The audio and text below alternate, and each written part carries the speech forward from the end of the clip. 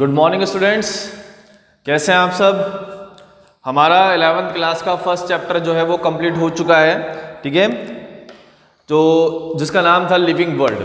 ठीक है, आज हम नया चैप्टर स्टार्ट करने वाले हैं बेटा, ठीक है, चैप्टर नंबर 5। ठीक है, चैप्टर नंबर जो हमने ड्रॉप किए हैं दूसरा, तीसरा, चौथा, वो हम बाद में लेंगे बेटा। ठीक है, उससे पहले हम 5वां चैप्टर पढ़ने वाले हैं, मॉर्फोलॉजी इन फ्लावरिंग प्लांट। ठीक है, उससे पहले मैं आपको बता दूं बेटा कि हमने एक टेलीग्राम ग्रुप बनाया है, ठीक है, जिसके अंदर बायोलॉजी के लिए टेलीग्राम ग्रुप बनाया हुआ है। ठीक है, उसके अंदर हो सकता है कि हम फिजिक्स के नोट्स भी आपको अवेलेबल करवा दें वहाँ पर। ठीक है, तो इसलिए आप जो है टेलीग्राम ऐप जो है अपने मोबाइल के अंदर डाउनलोड कीजिए।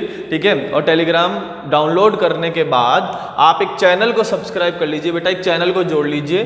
ठीक है, उस चैनल का नेम है बेटा इंटरैक्टिव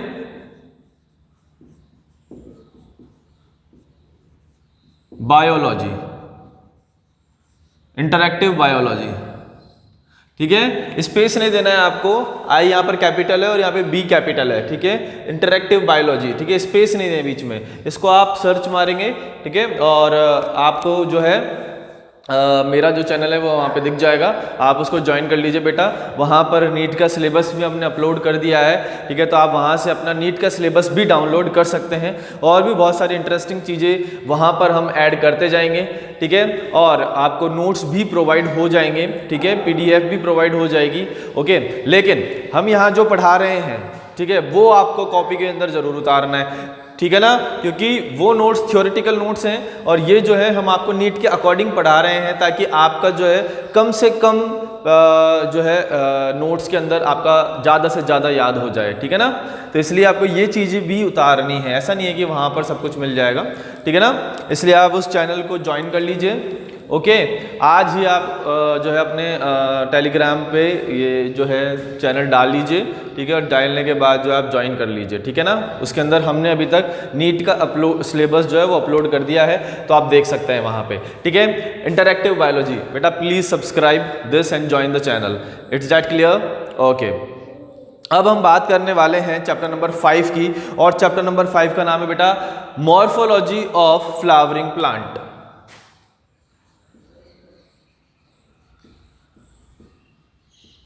चैप्टर नंबर 5 क्या बेटा?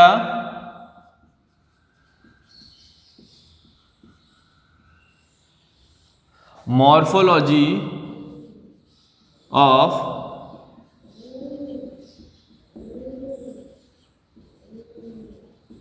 Flowering plant. ठीक है, यानी पुष्पीय पादपों की आकारिकी।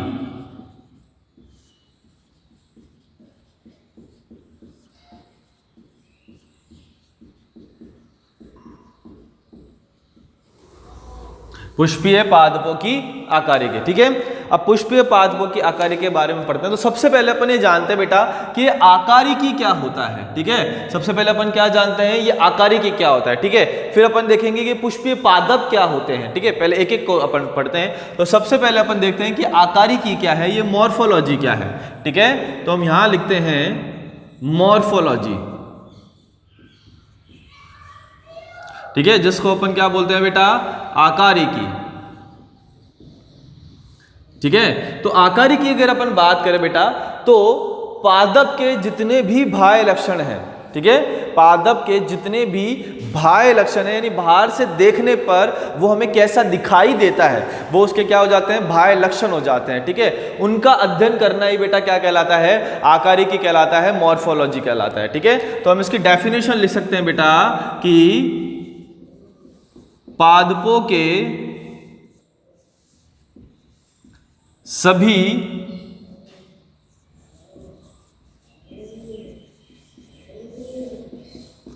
बाह्य लक्षणों का अध्ययन आकारिकी कहलाता है।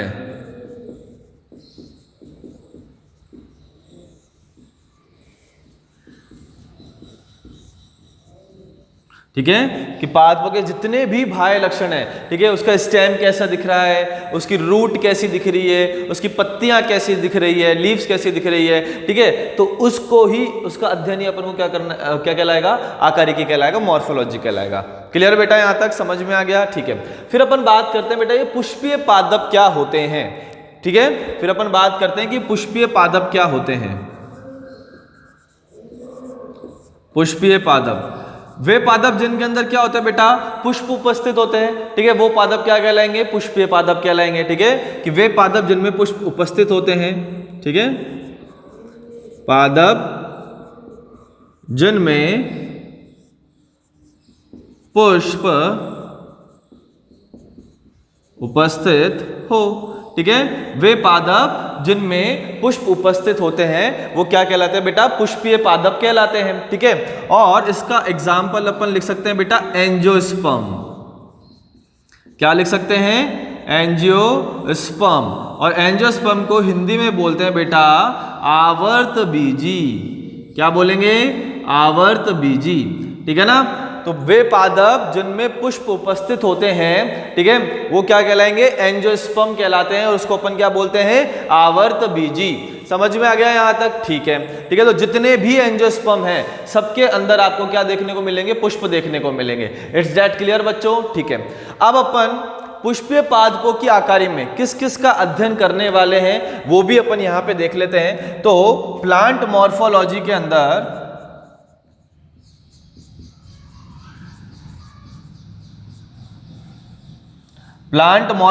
के अंदर हम किस किस का अध्ययन करेंगे वो हम यहां देखते हैं। ठीक है, तो सबसे पहले बेटा हम अध्ययन करने वाले हैं यहां पे रूट का। ठीक है, जिसको हम बोलते हैं जड़। फिर हम अध्ययन करने वाले हैं बेटा स्टेम का, जिसको बोलते हैं बेटा तना। ठीक है, फिर हम यहां पर अध्ययन करने वाले हैं बेटा लीव्स का, जिसको बोलते हैं अपन बेटा पत्तियां। ठीक है, पत्तियों के बाद हम अध्ययन करेंगे बेटा फ्लावर का, यानी पुष्प का। ठीक है, उसके बाद बेटा हम अध्ययन करेंगे सीड का, यानी बीज का। और बीज के बाद बेटा आप अध्ययन करते हैं फ्रूट का, यानी फल का। तो इन सब के बारे में अपन को इस चैप्टर के अंदर पढ़ना है। ठीक है, किस किस का अध्ययन करना है अपन को, रूट का अध्ययन करना है, स्टेम का अध्ययन करना है, लीव्स का अध्ययन करना है। ठीक है, लीव्स की स्पेलिंग गलत लिख दी बेटा, LEAVES।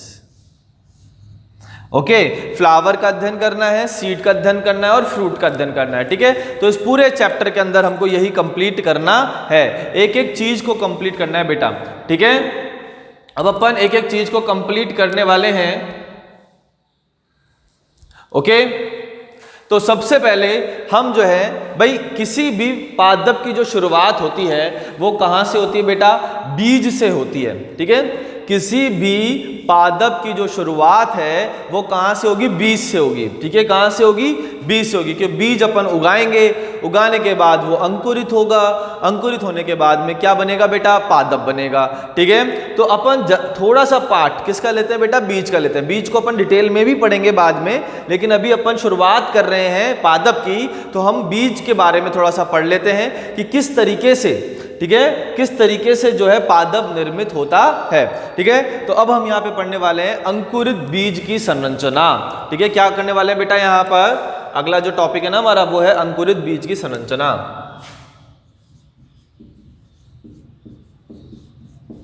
अंकुरित बीज की संरचना। ठीक है, तो हम अब यहां पर एक डायग्राम बनाने वाले हैं बेटा। ठीक है, तो ये देखो, ये डायग्राम,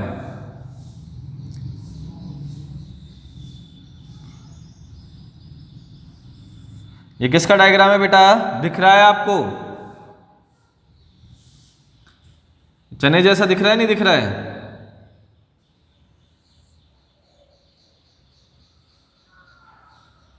और मैं यहां पे कर रहा हूं बेटा डार्क डार्क, थोड़ा सा हल्का सा डार्क कर रहा हूं। ठीक है। तो अब ये चने जैसा डायग्राम, चने के बीज का जो डायग्राम है ये जर्मिनेट हो चुका है। अब अपन इसको लेबल कर लेते हैं बेटा क्या होता है, ठीक है, किस तरीके से क्या बनते हैं और क्या क्या स्ट्रक्चर होते हैं। तो बेटा इसके अंदर आपको दो भाग दिखाई दे रहे हैं, एक और दो। क्या दिखाई दे रहे हैं?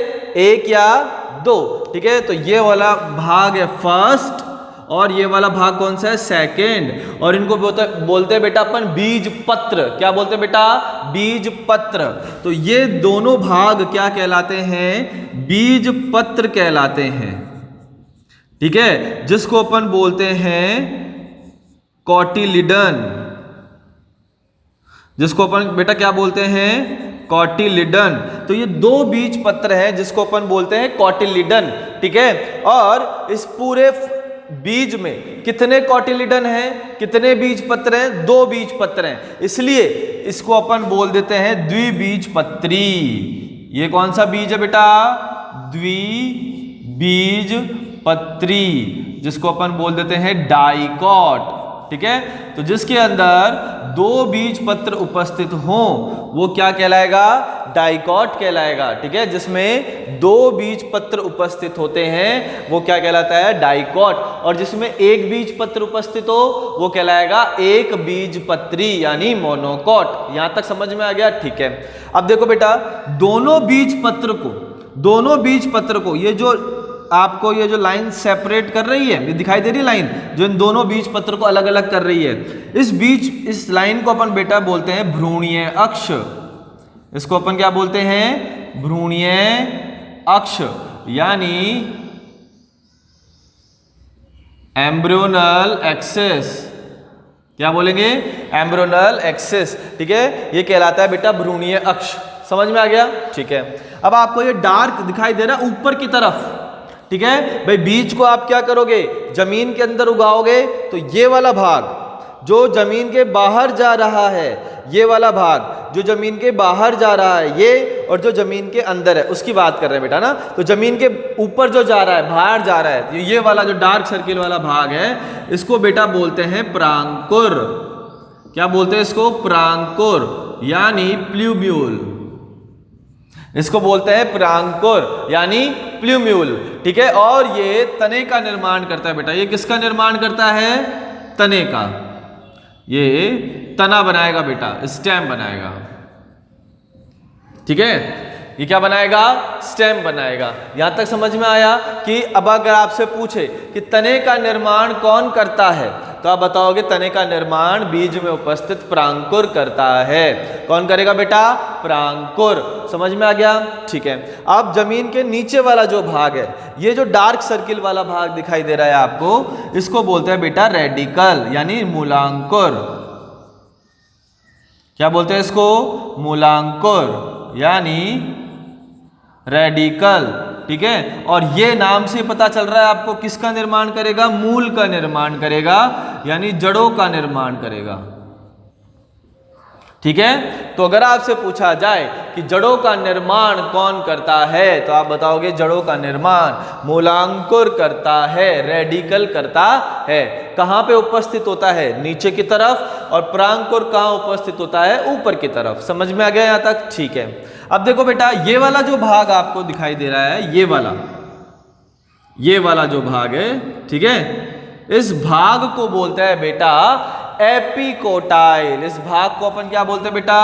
एपिकोटाइल।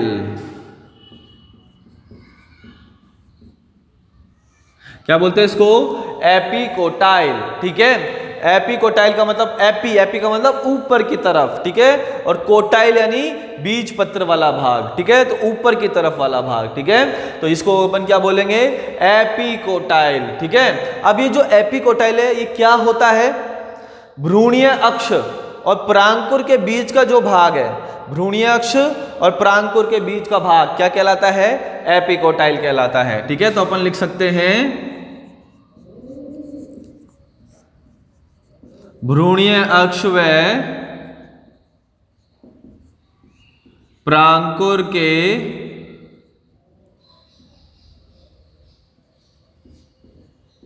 बीच का भाग, ठीक है। भ्रूणीय अक्ष व प्रांकुर के बीच का भाग क्या कहलाएगा बेटा? एपिकोटाइल कहलाएगा। यहां तक समझ में आया? ठीक है, अब अपन बात करते हैं मूलांकुर और भ्रूणी अक्ष के बीच का भाग। ये वाला जो भाग है ना बेटा, कौन सा वाला? मूलांकुर और भ्रूणी अक्ष के बीच वाला भाग, ठीक है, ये कहलाता है बेटा हाइपोकोटाइल। क्या कहलाएगा बेटा? ये हाइपोकोटाइल, ठीक है। और हाइपोकोटाइल क्या होता है? मूलांकुर और भ्रूणी अक्ष के बीच का भाग। तो अपन लिख सकते हैं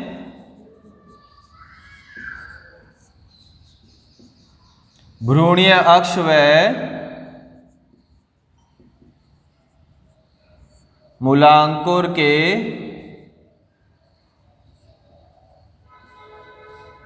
बीच का भाग।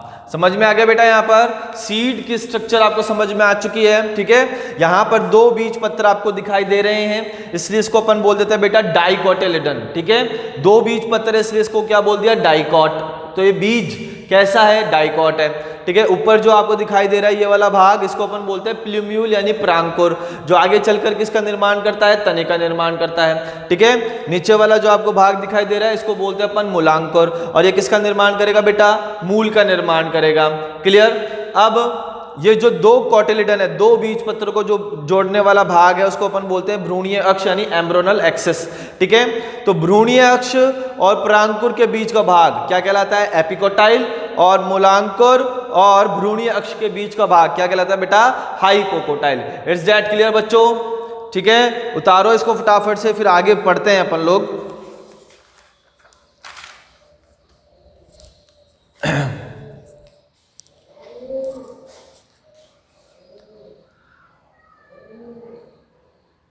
ओके,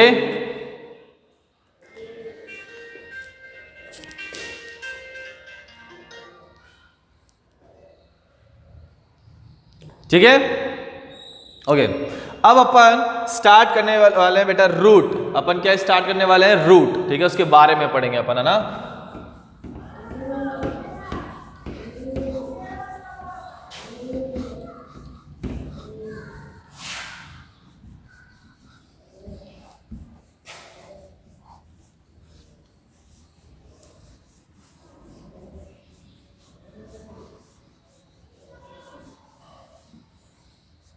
ठीक है, तो रूट के बारे में अपन पढ़ते हैं सबसे पहले। तो स्टार्ट करने वाले हैं अपन नया टॉपिक रूट, कि रूट की जो है आकारिकी कैसे होती है उसको पढ़ते हैं अपन, ठीक है। तो रूट के बारे में अपन पढ़ते हैं। तो सबसे पहले बेटा मैं ना आपको एक चीज़ बताने वाला हूँ, ठीक है, उसके बारे में आप देख लो बेटा। मैंने आपके यहाँ पे स्टेम बनाया है एक।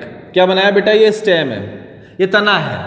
क्या है? ये तना है, ठीक है। और ये जो इस तरीके से मैं यहाँ पर क्या बना रहा हूँ? यहाँ पे ग्रुप्स बना रहा हूँ, ठीक है। तो इन ग्रुप्स को बेटा, इन जो सर्किल्स हैं, हाफ सर्किल्स, इनको अपन बोलते हैं बेटा नोड।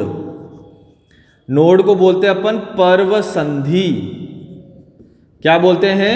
पर्व संधि, ठीक है। और ये वाला भाग भी क्या हो जाएगा बेटा? नोड। इसको भी बोलेंगे क्या बेटा? पर्व संधि, ठीक है। तो ये वाला पार्ट भी क्या है? नोड है, पर्व संधि है। और ये वाला भाग भी क्या है? पर्व संधि है, ठीक है। और इन दोनों के जो बीच का भाग है, ये वाला जो दोनों के बीच का भाग है, ठीक है, इसको बोलते हैं बेटा इंटरनोड। इसको अपन क्या बोलेंगे? इंटरनोड यानी पर्व, ठीक है। इसको क्या बोलते हैं? इंटरनोड बोलते हैं, पर्व बोलते हैं। समझ में आ गया? ठीक है। तो ये वाला पार्ट तो क्या कहलाता है? नोड। ये स्टेम है बेटा ना, ये तना है, ठीक है। तो ये वाला भाग तो कहलाएगा नोड, और ये वाला भाग कहलाएगा, दो नोड के बीच का भाग क्या कहलाएगा? इंटरनोड। और बेटा इसी नोड से ना, यहां से क्या लगी हुई होती है?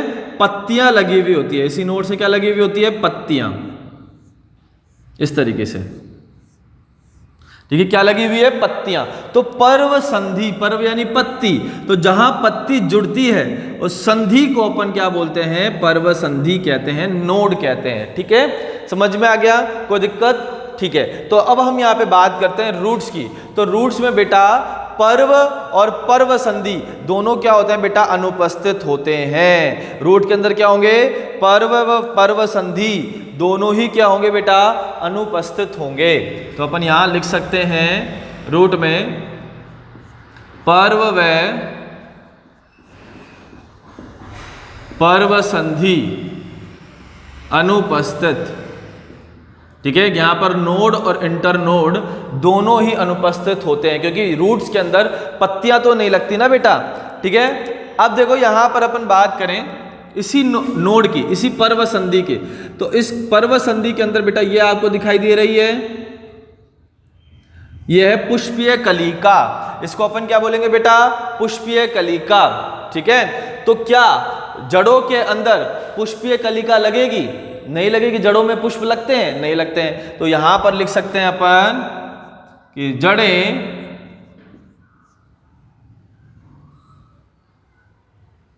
जड़ों में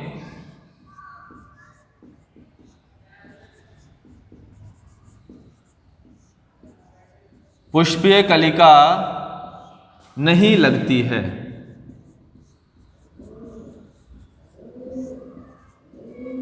ठीक है, क्योंकि जड़ों के अंदर पुष्प नहीं बनेंगे। यहां तक समझ में आ गया आपको? ठीक है, कोई दिक्कत? ओके, अब अपन बात करते हैं नेक्स्ट आकारिकी की। तो जब आप जड़ें देखोगे ना बेटा, तो जड़ों के अंदर छोटे छोटे छोटे छोटे रोम आपको दिखाई देते हैं, बाल लाइक स्ट्रक्चर यानी हेयर लाइक स्ट्रक्चर दिखाई देते हैं, उनको बोलते हैं बेटा मूल रोम। क्या बोलेंगे? मूल रोम। तो ठीक है, तो हम यहां लिख सकते हैं कि जड़ों में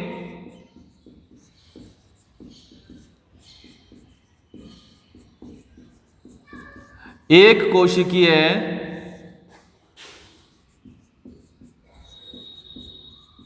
मूल रोम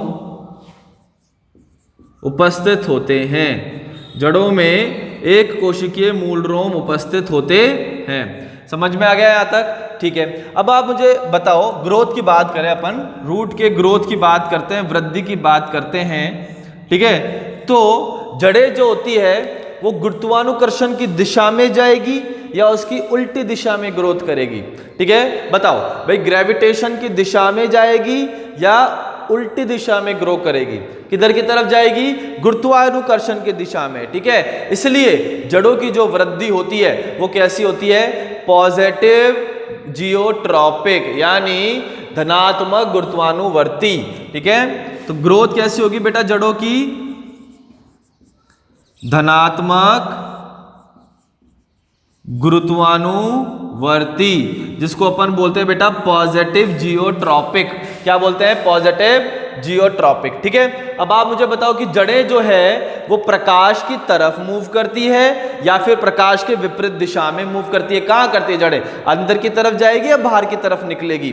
कहां जाएगी? अंदर की तरफ। ठीक है, यानी प्रकाश के विपरीत दिशा में गति करती है। ठीक है, तो इसलिए ये कैसी हो जाएगी? ऋणात्मक प्रकाशानुवर्ती।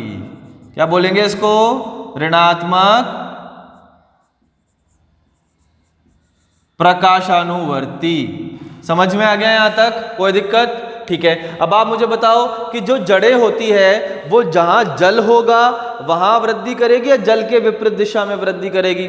ठीक है, जड़ों का काम क्या होता है? जल को अवशोषित करना। तो जहां पर जल होगा उसी दिशा में तो वृद्धि करेगी। इसलिए जड़ों की जो वृद्धि होती है वो होती है धनात्मक जलानुवर्ती।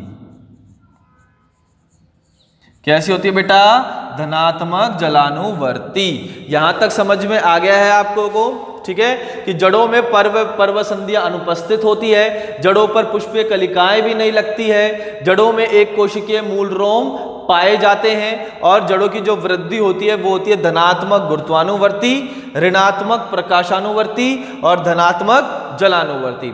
समझ में आ गया यहां तक? ठीक है, अब अपन बात करने वाले हैं बेटा जड़ों की संरचना की। जड़ों के अंदर कौन कौन से क्षेत्र होते हैं उनके बारे में अपन पढ़ने वाले हैं। ठीक है, ओके, तो नेक्स्ट जो टॉपिक है वो अपना है reason of roots.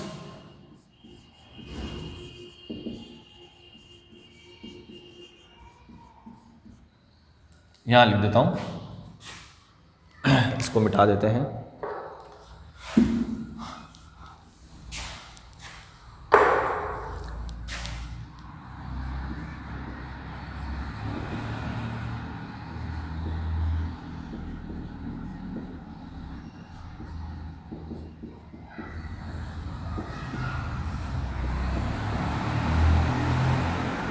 Reason of root.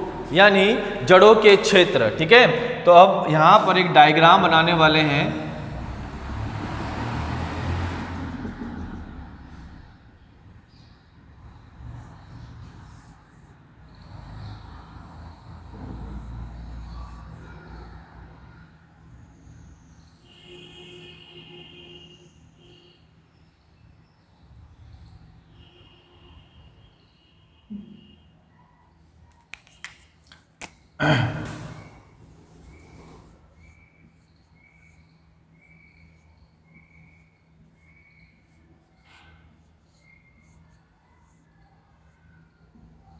ठीक है,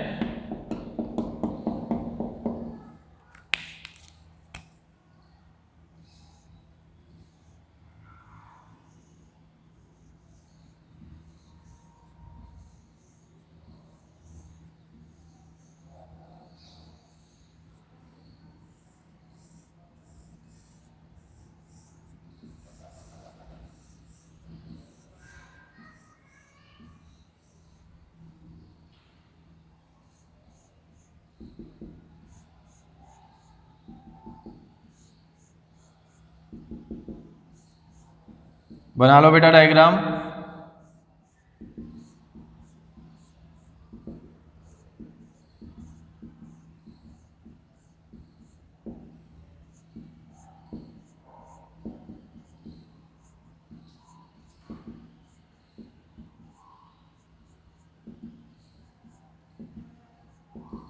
ठीक है, ये अपन ने डायग्राम बना लिया है और ये अपन ने यहाँ पर इसकी एक संरचना भी बना दी है। ठीक है, अब देखो क्या क्या होते हैं ये, इसके कौन कौन से रीजन होते हैं वो अपन यहाँ पर पढ़ते हैं। ठीक है, तो अब देखो बेटा ये वाला जो भाग है ना, ये वाला, ये आपके सॉइल सरफेस के पास रहता है। ठीक है, देखो इस तरीके से, ये तो है मिट्टी, है ना, और ये रूट ऐसे रहेगी बेटा, ऐसे। ठीक है, तो ये वाला जो भाग है, ये वाला, ये कहाँ पर है बेटा, सॉइल सरफेस के पास में है ना, इसलिए इसको अपन बोल देते हैं समीपस्थ भाग। इसको अपन क्या बोल देते हैं बेटा, समीपस्थ भाग, यानी प्रॉक्सिमल पार्ट। ठीक है, और ये वाला जो भाग है ना बेटा, ये वाला, ये कहाँ रहता है, जमीन के अंदर की तरफ रहता है, सरफेस से दूर रहता है। ठीक है, तो इस वाले भाग को अपन बोल देते हैं बेटा दूरस्थ भाग, यानी डिस्टल पार्ट। ठीक है, यहां तक समझ में आया। ठीक है, अब जड़ों के बेटा 3 रीजन होते हैं, 3 क्षेत्र होते हैं जड़ों के। ठीक है, तो ये वाला जो क्षेत्र है ना बेटा, ये वाला जो क्षेत्र है, इसको अपन बोलते हैं परिपक्वन क्षेत्र। कौन सा क्षेत्र बोलेंगे, परिपक्वन क्षेत्र। ठीक है, ये वाला जो क्षेत्र है, ठीक है, इस क्षेत्र को अपन बोलेंगे दीर्घीकरण क्षेत्र। क्या बोलते हैं, दीर्घीकरण क्षेत्र। और ये वाला जो क्षेत्र है, ठीक है, इसको अपन बोलते हैं बेटा विभज्योतकी क्षेत्र। इसको अपन क्या बोलेंगे, विभज्योतकी क्षेत्र। ठीक है, तो ये वाला जो क्षेत्र है, ये तो कहलाता है परिपक्वन क्षेत्र। ठीक है, ये वाला जो क्षेत्र है, इसको बोलेंगे दीर्घीकरण क्षेत्र, और ये होता है विभज्योतकी क्षेत्र। ठीक है, तो अपन परिपक्वन क्षेत्र की बात करते हैं। ठीक है, तो देखो परिपक्वन क्षेत्र में ये जो आपको संरचना दिखाई दे रही है, इसको अपन बेटा बोलते हैं मूल रोम। इसको क्या बोलेंगे, मूल रोम। मूल रोम का मतलब होता है रूट हेयर्स। क्या होता है, रूट हेयर्स। और मूल रोम का काम क्या होता है कि मूल रोम जो है अवशोषण का, किसका अवशोषण, जल और खनिज लवणों के अवशोषण के लिए क्षेत्रफल को क्या कर देता है, बढ़ा देता है। तो मूल रोम का काम क्या होगा, जल व खनिज लवणों का अवशोषण करना। ठीक है, तो मूल रोम का काम क्या है बेटा, जल व खनिज लवणों का अवशोषण करना। ठीक है, और मूल रोम कहां उपस्थित होते हैं, मूल रोम उपस्थित होते हैं बेटा परिपक्वन क्षेत्र में। कहां पे उपस्थित होंगे, परिपक्वन क्षेत्र में। ठीक है, अब जो ये परिपक्वन क्षेत्र की कोशिकाएं हैं, ये कैसी होती है, परिपक्व होती है, ठीक है, और डिवाइड नहीं करती है, विभाजन में भाग नहीं लेती है, ठीक है। तो अपन इस क्षेत्र की कोशिकाओं की बात करें तो अपन लिख सकते हैं इस क्षेत्र की कोशिकाएं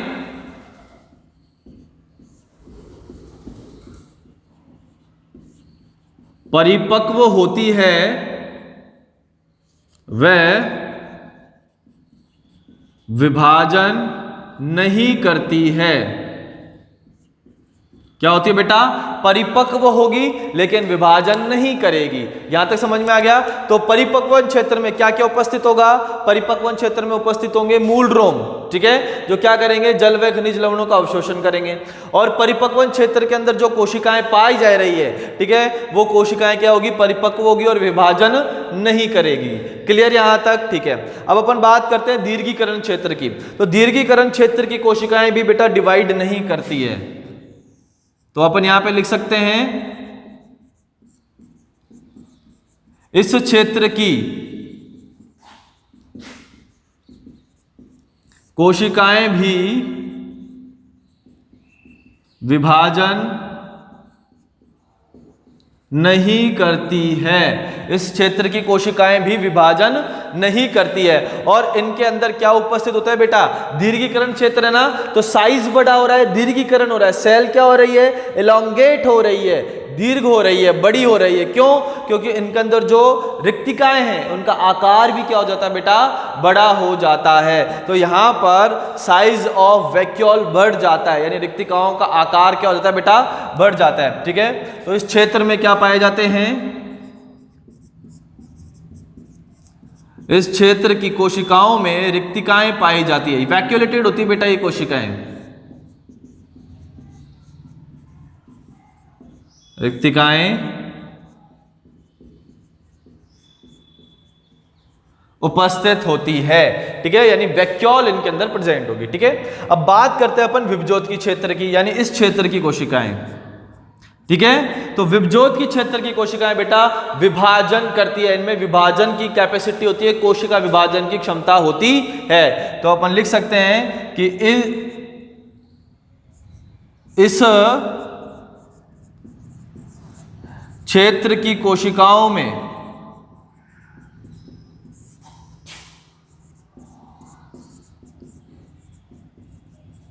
विभाजन की क्षमता पाई जाती है।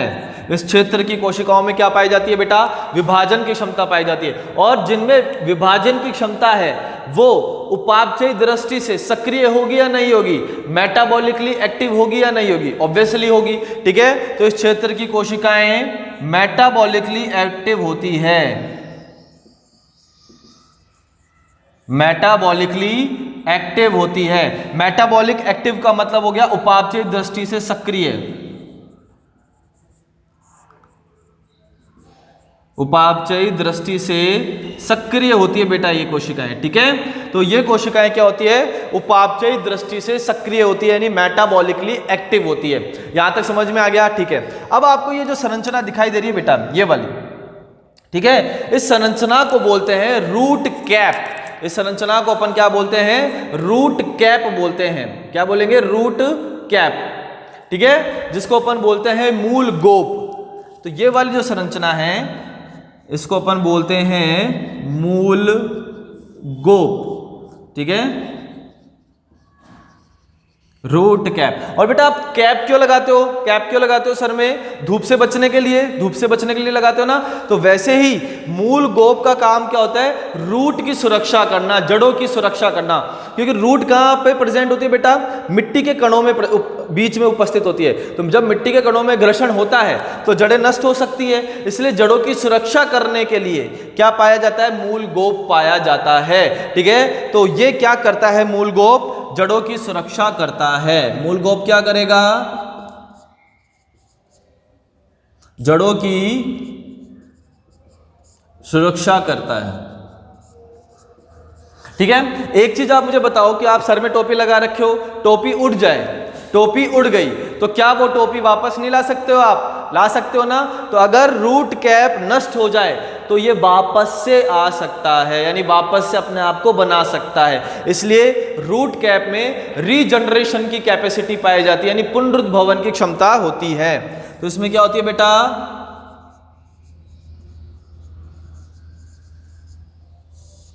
पुनरुद्भवन की क्षमता होती है। ठीक है, इसके अंदर क्या पाई जाती है, पुनरुद्भवन की क्षमता पाई जाती है। तो ये हो गया बेटा मूल गोप। ठीक है, अब अपन थोड़ा सा और डिटेल में पढ़ते हैं, एक्वेटिक प्लांट्स के बारे में भी पढ़ते हैं, यानी जलीय पादपों के बारे में भी पढ़ते हैं। ठीक है, कि क्या उनके अंदर मूल गोप होगी, ठीक है, वो भी देख लेते हैं। ये समझ में आ गया? पहले आपको ये बताइए, इसको उतार लीजिए फटाफट से।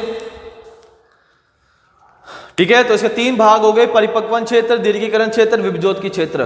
परिपक्वन क्षेत्र के अंदर की कोशिकाएं विभाजित नहीं होती है, दीर्घीकरण क्षेत्र वाली कोशिकाएं भी विभाजित नहीं होती है, जबकि विभज्योत क्षेत्र वाली कोशिकाएं क्या होती है, विभाजित होती है, क्योंकि उसमें विभाजन की क्षमता पाई जाती है और उपापचय दृष्टि से भी वो कैसी होगी, सक्रिय। ठीक है, मूल गोप जो होते हैं वो जड़ों की सुरक्षा करता है और उनमें पुनरुद्भवन की क्षमता पाई जाती है। ठीक है, अब अपन जलीय पादप की बात करते हैं बेटा। देखो, जलीय पादप की अगर अपन बात करें,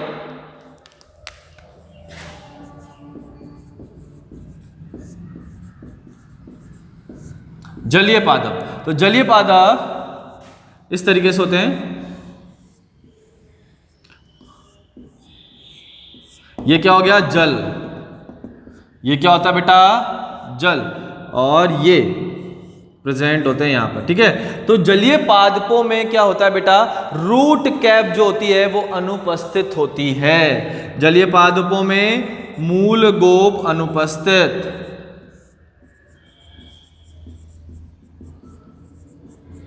ठीक है, तो मूल गोप के स्थान पर वहां पर पाया जाता है रूट पॉकेट। इसको अपन बेटा बोलते हैं रूट पॉकेट। ठीक है, तो इन मूल गोप के स्थान पर उनमें क्या पाया जाता है बेटा, रूट पॉकेट। तो जलीय पादपों में क्या पाया जाता है, मूल गोप के स्थान पर रूट पॉकेट पाया जाता है, और रूट पॉकेट में पुनरुद्भवन की क्षमता नहीं पाई जाती, तो इसमें रीजनरेशन कैपेसिटी नहीं होती। पुनरुद्भवन की क्षमता नहीं होती। ठीक है, साथ में ये किसका काम करता है, बैलेंसर का काम करता है, एक्ट एज बैलेंसर।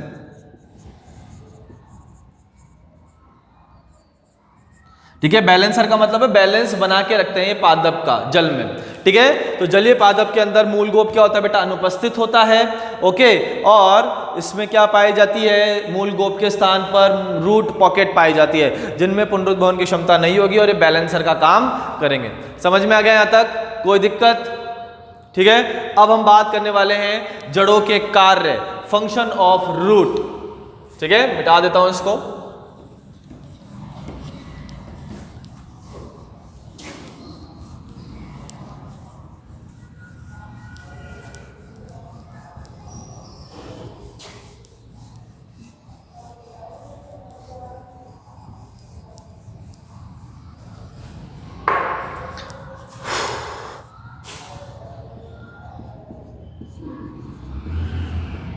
जड़ों के कार्य।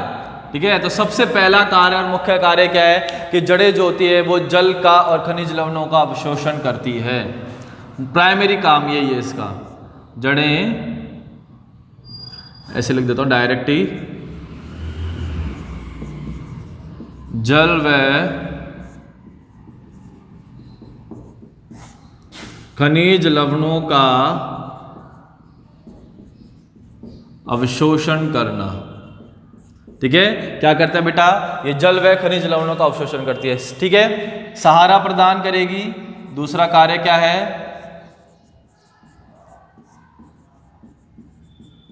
सहारा प्रदान करना। ठीक है, तीसरा कार्य क्या है, श्वसन का। जड़ें जो होती है बेटा श्वसन में भी भाग लेती है, कैसे लेगी वो अपन पढ़ेंगे अभी डिटेल में। ठीक है, चौथा कार्य बेटा भोजन संचय करना। जड़ें क्या करती है, भोजन का संचय भी करती है। भोजन संचय करना, ठीक है। और साथ में ये पादप वृद्धि हार्मोन का निर्माण भी करती है, पादप वृद्धि हार्मोन का निर्माण करना, प्लांट ग्रोथ रेगुलेटर्स का भी निर्माण करती है, ठीक है। तो ये जड़ों के मुख्य कार्य हैं। क्लियर बच्चा? अब यहां तक की आज की क्लास में अपन यहीं तक पढ़ेंगे, ठीक है। इसके बाद कल की क्लास के अंदर हम स्टार्ट करने वाले हैं जड़ों के प्रकार, ठीक है, और जड़ों का मॉडिफिकेशन, कि जड़ें जो है किस कार्य के लिए रूपांतरित होती है, इसको हम कल डिटेल में पढ़ेंगे। जड़ों को अभी तक और आगे कंप्लीट करना है, ठीक है। तो यहां तक हमने आपको पढ़ा दिया है। हाँ बेटा, आज जो है आप टेलीग्राम ग्रुप के अंदर इंटरैक्टिव बायोलॉजी, ठीक है, आई कैपिटल है बेटा, यहाँ पर बी कैपिटल है, स्पेस नहीं देना है आपको, ठीक है। इंटरैक्टिव बायोलॉजी को आप जैसे टेलीग्राम पर डालेंगे, ठीक है, तो आपको एक ग्रुप नजर आएगा, उसको आप फॉलो कर लीजिए। क्लियर बेटा? ठीक है, ज्वाइन कर लीजिए और वहीं पे आपको बहुत सारी चीजें भी मिल जाएगी according to need. Okay, thank you so much, bye.